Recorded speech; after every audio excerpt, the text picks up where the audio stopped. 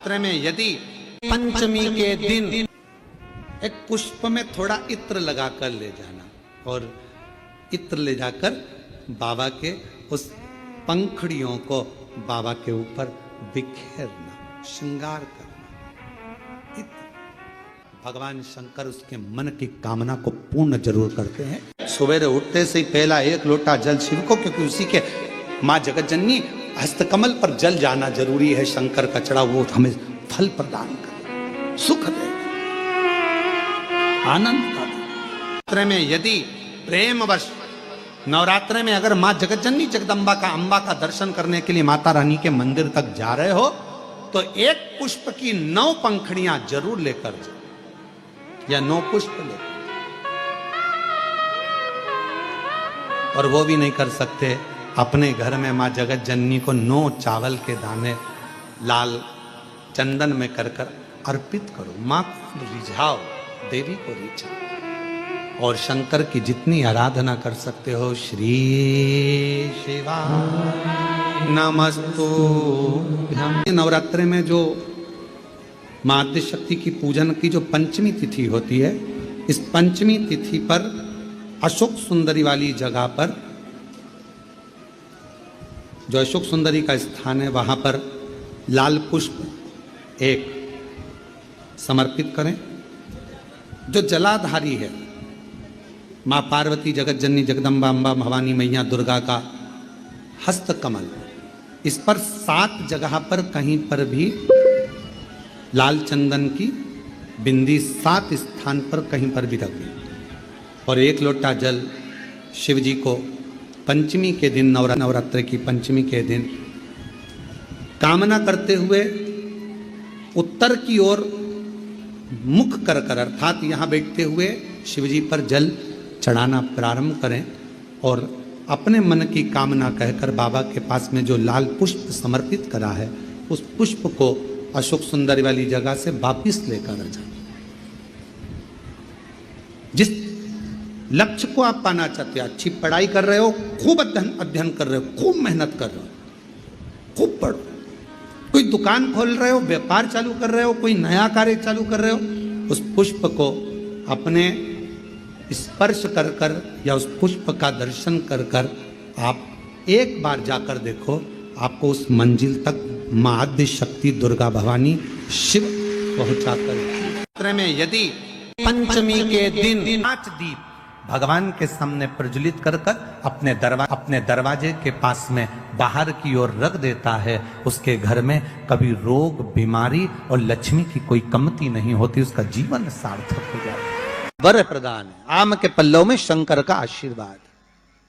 11 आम के जो पत्ते जिस डाली में लगे होते हैं, वो डाली कोमल सी डाली, 11 टुकड़े महाराज एक कच्चे सूत से लपेटकर 11 बार उसका भाग, जब उसको लपेट लोगे इस तरह से इकट्ठा करके, आगे का जो भाग है 11 बार कच्चा सूत लपेटने के बाद जो भाग पीछे का आगे का कोई भी हो, उसको शहद में डुबाकर शिव जी को समर्पित कर दो। किस जगह पर रखना है?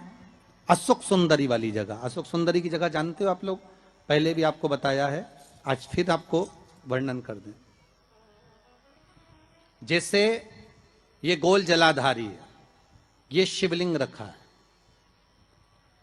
ये 2 जहां से पानी बह रहा है बाबा के चरणारविंद, राइट में श्री गणेश जी का स्थान, लेफ्ट में कार्तिकेय का स्थान, बीच में अशोक सुंदरी की जगह। शंकर भगवान की 6 लड़कियां हैं।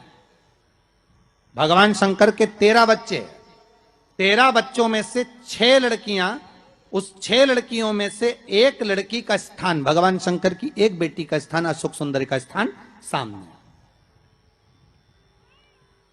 पद्म पुराण में स्पष्ट किया, यह स्थान अशोक सुंदरी का।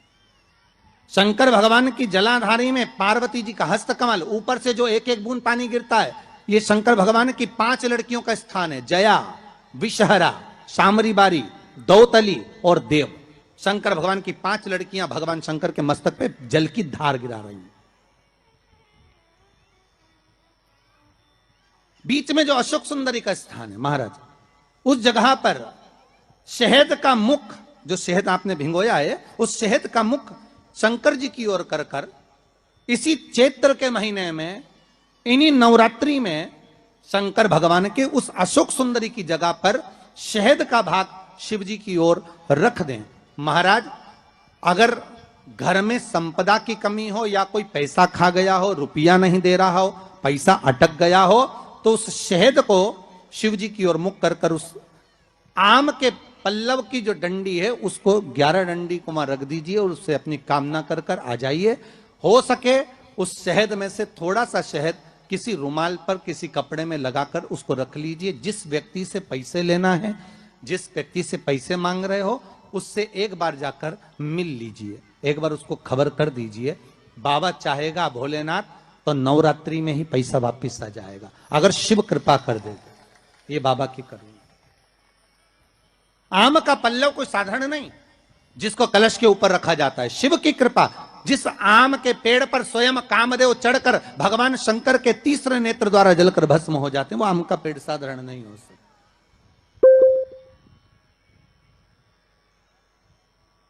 सहज नहीं है।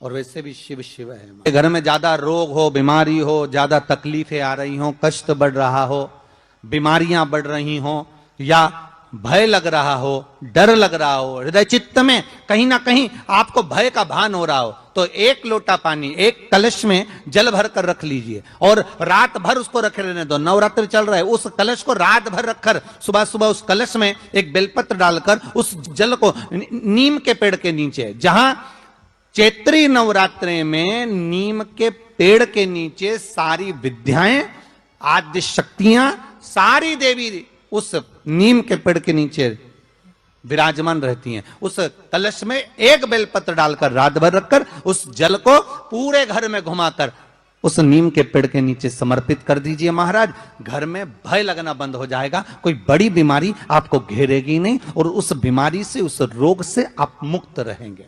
उस बीमारी से, उस रोग से आप मुक्त पाएंगे। वो बीमारी आपको घेर नहीं। विश्वनाथ को कुछ नहीं चाहिए, मेरे शंकर को चाहिए क्या? अगर आपके जीवन में ऐसा लगे कि बहुत बड़ी बीमारी आ गई और आपके घर का व्यक्ति वेंटिलेटर पर पड़ा हुआ है, तो शमी के वृक्ष के फूल ले आओ 7, और शमी के वृक्ष के 7 फूल लाकर एक एक फूल शंकर भगवान को श्री शिवाय नमस्तुभ्यम कहकर उस व्यक्ति के लिए जो पड़ा हुआ है, अंतिम सांसें गिन रहा है, जिसको अटैक आ गया, अंतिम सांसों में जो गिन रहा है, उसके नाम से भगवान शंकर पर चढ़ाना प्रारंभ कर दो। मात्र 7 पुष्प, उस शमी के वृक्ष के 7 पुष्प आप शिव को समर्पित करिए, उसका नाम और गोत्र बोलकर, और भगवान शंकर का मूल मंत्र श्री शिवाय, जम के बोलिए श्री शिवाय नमस्तुभ्यम बोलकर एक एक शमी का फूल शंकर पर चढ़ाना प्रारंभ कर दो। फिर आगे वो विश्वनाथ की मर्जी है, वो प्राण कैसे लेकर वापिस आता है, उस काल से छुड़ाकर महाकाल कैसे लाता है, ये वो जाने। आपका फर्ज केवल आप अदा करिए।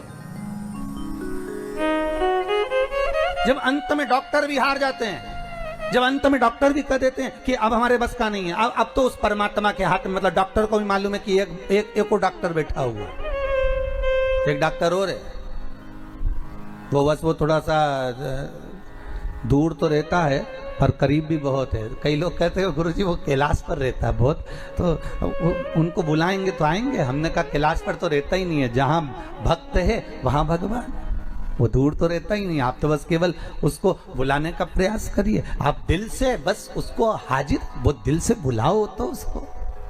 इसलिए देवी भागवत में लिखा है कि नवरात्रि में एक दिन, जैसे प्रतिपदा है, पहला दिन है तो एक कन्या का पूजन करो, द्वितीया है तो 2 कन्या का पूजन करो, तृतीया है तो 3 कन्या का पूजन करो, चतुर्थी है तो 4 कन्या का पूजन करो, पंचमी है 5 कन्या का पूजन करो, छठ है 6 कन्या का पूजन करो, सप्तमी है 7 कन्या का पूजन करो, अष्टमी है